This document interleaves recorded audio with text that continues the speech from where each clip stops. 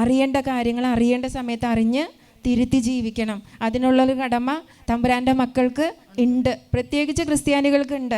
ക്രിസ്ത്യാനികൾക്ക് ലഭിക്കണ പോലെ ദൈവികമായ കാര്യങ്ങൾക്കുള്ള അറിവ് വേറെ ഒരു ജനതയ്ക്കും ലഭിക്കുന്നില്ല, വേറൊരു മക്കൾക്കും ലഭിക്കുന്നില്ല.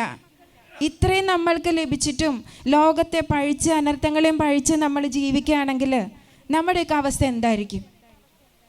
അപ്പോൾ ഈ ഇതര ജനത്തിൽ പെടുത്തി പ്രതികാരത്തിന് വേണ്ടി തമ്പുരാൻ ക്ഷമയോടെ കാത്തിരിക്കും. ഇതിലും വലിയ അനർത്ഥങ്ങളൊക്കെ ലോകത്തിൽ നമ്മൾ കാണേണ്ടി വരും നമ്മുടെ കൺമുൻപിൽ.